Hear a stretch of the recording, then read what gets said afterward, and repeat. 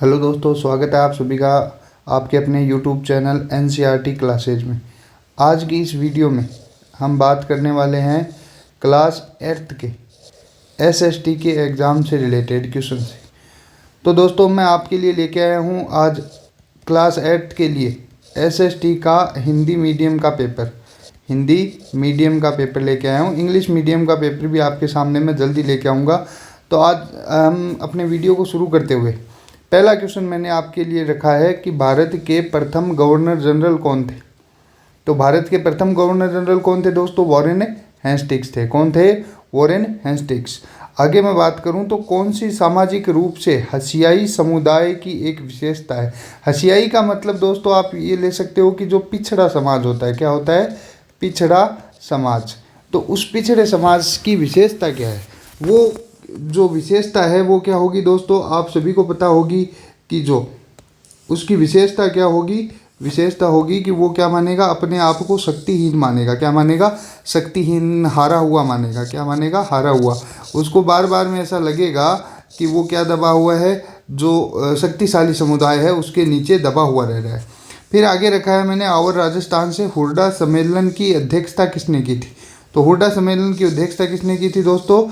महाराजा जगत सिंह ने। अच्छा, ये हुड्डा सम्मेलन आयोजित किस लिए किया गया था? तो हुड्डा सम्मेलन जो आयोजित किया गया था ना दोस्तों, वो किया गया था जो राजस्थान के अंदर मराठाओं की बढ़ती जो प्रभाव थे ना, उनको कम करने के लिए, मराठों के बढ़ते प्रभाव को कम करने के लिए राजपूतों ने क्या रखा था? हुड्डा सम्मेलन रखा था, जिसकी अध्यक्षता किसने की थी दोस्तों? महाराजा जगत सिंह सेकंड ने। किसने की थी? सेकंड ने, महाराजा जगत सिंह सेकंड ने। आगे मैं बात करूं तो आयुष्मान भारत योजना का संबंध किस क्षेत्र से है? ये क्वेश्चन दोस्तों आपके एक पक्का आएगा। तो वो क्वेश्चन जो इसका आंसर हो जाएगा वो क्या हो जाएगा? स्वास्थ्य विभाग से। किससे संबंधित है? स्वास्थ्य से संबंधित है, यानी हमारी हेल्थ से रिलेटेड ये स्कीम होती है जो राजस्थान सरकार ने चलाई है। अगर मैं इस स्कीम की बात करूं तो और भी जो स्कीम है, एक अभी जो मैं आपको एक और इम्पोर्टेंट स्कीम बताता हूं कि जननी सुरक्षा योजना। क्या दोस्तों? जननी सुरक्षा योजना। तो जननी सुरक्षा योजना किससे संबंधित है? जननी सुरक्षा योजना संबंधित है जो मातृत्व, यानी जो जब बच्चे का जन्म होता है, नवजात बच्चे का, तो उससे संबंधित माता के लिए ये क्या है? जननी सुरक्षा स्कीम है। फिर आता है 2011 की जनगणना के अनुसार भारत की कुल जनसंख्या में मुसलमानों की संख्या क्या है? तो भारत में कुल जनसंख्या में मुसलमानों की संख्या कितनी है दोस्तों? 14.2%, 14.2% जो है वो कुल मुसलमानों की संख्या है। अगर मैं बात करूं 2011 की जनगणना के और आंकड़ों की, तो देखो भारत का जनसंख्या घनत्व है। क्या है दोस्तों? जनसंख्या घनत्व जो है वो कितना है? तो भारत का जनसंख्या घनत्व है दोस्तों 382 पर्सन पर स्क्वायर किलोमीटर। अगर मैं बात करूं जो हमारी लिंगानुपात की, किसकी दोस्तों? लिंगानुपात का मतलब क्या होता है? लिंगानुपात का की मतलब प्रत्येक 1000 जो लड़कों के ऊपर महिलाओं की संख्या या लड़कियों की संख्या। आगे मैं बात करूंगा आपके बेवर या बेवड़, जो कि क्या है? एक शब्द है जो घुमंतु खेती के लिए, घुमंतु क्या होती है दोस्तों? जिस खेती को हम क्या कहते हैं? Slash and burn agriculture. क्या कहते हैं? स्लेश एंड बर्न एग्रीकल्चर, यानी एक स्थान पे जो वनस्पति होती है उसको काटा जाता है, उस स्थान पे खेती की जाती है, और फिर जब उस ज़मीन की उपजाऊता कम हो जाती है तो दूसरी जगह खेती की जाती है। इसको क्या, किस नाम से जानते हैं हिंदी में? घुमंतु खेती के नाम से जानते हैं। और साथ में ही अगर मैं इसकी बात करूं तो किस राज्य में इसको बेवर कहा जाता है? तो बेवर किस राज्य में कहा जाएगा? मध्य प्रदेश में। किस राज्य में? मध्य प्रदेश में। आगे मैं अगर बात करूं मौलिक अधिकारों से, मौलिक अधिकारों को साकार करने में अहम भूमिका किसकी होती है? तो मौलिक अधिकारों को साकार करने में अहम भूमिका जो होगी वो किसकी होगी दोस्तों? न्यायपालिका की, यानी किसकी रहेगी? जुडिशरी। अगर जुडिशरी जो है वो अपना जो काम करे, उसी के कारण हमें क्या मिलते हैं दोस्तों? मौलिक अधिकार प्राप्त होते हैं। अच्छा, जैसा कि आप सभी को पता ही होगा कि हमारे कौन से मौलिक अधिकार हैं। तो भारतीय संविधान के अंदर भारतीय नागरिकों को 6 मौलिक अधिकार दिए गए हैं दोस्तों।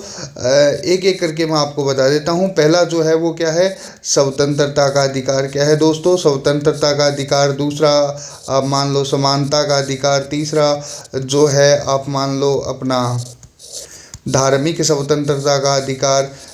जो अगले की अगर मैं बात करूं तो क्या हो जाएगा आपका संवैधानिक उपचारों का अधिकार। और अगर मैं बात करूं तो क्या हो जाएगा शोषण के विरुद्ध अधिकार। तो ये क्या है आपके फंडामेंटल राइट हैं। क्या है दोस्तों, फंडामेंटल राइट है। और फंडामेंटल राइट को यानी मौलिक अधिकारों को साकार करने में अहम भूमिका किसकी होती है, तो वो रहती है जुडिशरी यानी कि न्यायपालिका की। अगर मैं बात करूं अगले क्वेश्चन की, तो विश्व की वनस्पति को मुख्य रूप से कितने भागों में बांटा गया है, तो विश्व की वनस्पति को दोस्तों 4 भागों में बांटा गया है। कितने में, 4 भागों में। आगे अगर मैं बात करूं अगले क्वेश्चन की, तो वेरी शॉर्ट आंसर जो कि आपके एग्जाम में 2 मार्क्स का आता है।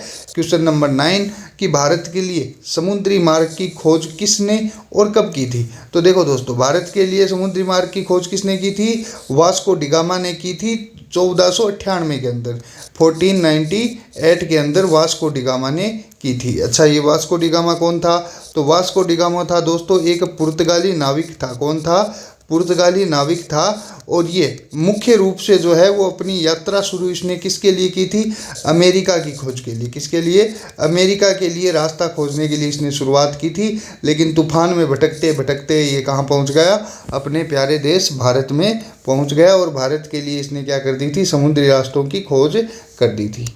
आगे अगर मैं बात करूं तो अगला क्वेश्चन है आपके लिए, रिक्त स्थानों की पूर्ति कीजिए। तो रिक्त स्थानों में क्या है, आपको मृत्यु दर को प्रति जो 100 नहीं दोस्तों 1000 क्या हो जाएगा, 1000 व्यक्तियों पर मृत्यु की संख्या में मापा जाता है। यानी मृत्यु दर हम क्या कहते हैं, मृत्यु दर यानी मृत्यु दर किस में मापा जाएगा कि जो कुल 1000 लोग हैं, क्या है 1000 लोग, उनमें से मान लो आपके क्या मर गए दोस्तों, 3 की मौत हो गई। तो ये मृत्यु दर किस हिसाब से मापी जाएगी, इन 3 के आधार पे मापी जाएगी। फिर जनसंख्या संगठन जनसंख्या की किसको दर्शाता है दोस्तों, संरचना को। किसको, संरचना को दर्शाता है। और अगला क्वेश्चन है आपका, जनसंख्या वृद्धि की दर विश्व में क्या है दोस्तों, अलग अलग होती है। जनसंख्या वृद्धि की दर क्या होती है, अलग अलग होती है। फिर क्या है, विश्व की जनसंख्या स्थिर नहीं रही है। क्या नहीं रही है, स्थिर नहीं रही है। क्या हो रही है, जनसंख्या बढ़ रही है। क्या हो रही है दोस्तों, बढ़ रही है, घट रही है। और ये क्या हो रही है, स्थिर नहीं रह रही है। अगर मैं बात करूं इस क्वेश्चन पेपर की, तो दोस्तों अगर आपको इस क्वेश्चन पेपर की PDF चाहिए तो आपके जो वीडियो के डिस्क्रिप्शन में आपको टेलीग्राम चैनल की लिंक मिल जाएगी। वहां जाके आप इस जो पेपर की है वो आप PDF निकाल सकते हैं। और अगर आपको जो मेरी मेहनत पसंद आ रही है तो जो वीडियो को लाइक और चैनल को सब्सक्राइब करना ना भूलें। और ये जो क्वेश्चन पेपर है दोस्तों आपके एग्ज़ाम में सेम टू सेम आने वाला है, तो अपने जो दोस्त हैं उनको भी ज़्यादा से ज़्यादा शेयर कर दें। इंग्लिश मीडियम का जो पेपर है वो मैं जल्द ही आपके सामने जो है वो पेश करने जाऊँगा। आगे मैं बात करूँ तो नील की खेती कितने प्रकार की होती है, ये क्वेश्चन भी आपके आने वाला है 2 नंबर का। तो देखो दोस्तों, नील की खेती होती है वो मेनली 2 टाइप की होती है। एक जिसको बोला जाता है क्या, निज, और दूसरी को क्या बोला जाता है, रैयत। क्या बोला जाता है, रैयती। क्या बोला जाता है, रैयती। और इस जो रैयती को करने वाले जो किसान होते हैं उनको क्या कहा जाता है, रैयत। क्या कहा जाता है, रैयत। अगर मैं निज की बात करूं तो निज जो खेती है ना वो क्या होती है दोस्तों, जो ज़मीन के मालिक होते हैं ना वही इस खेती को करते हैं अपनी ज़मीन के अंदर, और वही क्या करते हैं भाई, अपना काम करते हैं। और अगर वो क्या करते हैं, अपनी ज़मीन पे ही नील का उत्पादन करते हैं। जबकि रेत की मैं अगर बात करूं, रेती जो होती है उसके अंदर क्या होता है, किसान होते हैं और वो किसान क्या करते हैं, ज़मीन किराए पे लेते हैं। तो क्या लेते हैं, ज़मीन किराए पर लेके नील की खेती करते हैं। तो इसको हम क्या कहेंगे, रैयती कहेंगे। अच्छा, अगला अगर क्वेश्चन की मैं बात करूं जो इसी का दूसरा पार्ट है वो क्या है दोस्तों, वुड के डिस्पेच से आप क्या समझते हैं। तो वुड के डिस्पेच क्या था, देखो 1854 के अंदर जो ईस्ट इंडिया कंपनी थी, क्या थी, ईस्ट इंडिया कंपनी, जो ब्रिटिश ईस्ट इंडिया कंपनी थी, उसके जो अधिकारी थे ना वो लंदन के अंदर एक मीटिंग में जो भारत का गवर्नर जनरल था ना उस टाइम का, उसको क्या कर रहे थे दोस्तों, जो शिक्षा से संबंधित उन्होंने कुछ सुझाव भेजे थे। क्या भेजे थे, शिक्षा से संबंधित कुछ सुझाव भेजे थे। और जो ये पत्र भेजा था उन्होंने, जो लेटर भेजा था वो क्या किस नाम से था, वुड डिस्पैच, किस नाम से, चार्ल्स वुड के नाम से था। इसलिए इस जो लेटर को किस नाम से जाना गया, वुड के डिस्पैच के नाम से जाने लगा। आगे अगर मैं बात करूं नेक्स्ट क्वेश्चन की, तो आपकी स्क्रीन पे आपको दिख रहा होगा कि ईसाई जो धर्म प्रचारक हैं को बहुत सारे लोग आलोचना भी करते थे उनकी, और बहुत सारे लोग क्या करते थे, उनका समर्थन भी किया होगा। तो अगर किसी ने समर्थन किया होगा तो किस कारण किया होगा, आपके अपने विचार लिखने हैं। तो देखो, ईसाई प्रचारकों की अनेक लोगों ने आलोचना करते थे। क्यों करते थे, क्योंकि वो रूढ़िवादी थे। उन्हें डर था कि प्रचारक क्या करते भाई, जनजातीय समूह थे और जो नीची जाति के लोग थे ना, उनका धर्म परिवर्तन करा देंगे। और कुछ लोगों ने इनका क्या किया था दोस्तों, समर्थन भी किया था। और क्यों किया था ऐसा, क्योंकि ये प्रचारक जनजातीय लोगों तथा निम्न जाति के जो लोग थे ना, उनके लिए स्कूलों की स्थापना कर रहे थे। क्या कर रहे थे, स्कूलों की स्थापना कर रहे थे। और इन लोगों को लगता था कि इन्हीं स्कूलों की स्थापना के कारण जो इनके बच्चे हैं, इनको क्या मिलेगी भाई, शिक्षा मिलेगी, जिससे ये क्या कर सकते हैं, बदलती दुनिया में अपने लिए रास्ता बना सकते हैं। आगे अगर मैं बात करूं नेक्स्ट क्वेश्चन की, तो अगला जो क्वेश्चन है मैंने आपके लिए रखा है दोस्तों, संसाधन से आपका क्या अभिप्राय है, यानी संसाधन आप किसे कहेंगे। तो संसाधन के लिए अगर मैं बात करूं तो दोस्तों क्या होगा, आपका जो संसाधन होगा वो क्या होगा, ऐसा कोई पदार्थ जो क्या करता हो, मनुष्य की, क्या करता हो दोस्तों, मनुष्य की आवश्यकता की पूर्ति करता है। क्या करता है, आवश्यकता की पूर्ति करता है। उसे क्या कहेंगे, अपने सिद्धांत, वो क्या कहेंगे दोस्तों, संसाधन कहेंगे, संसाधन कहते हैं।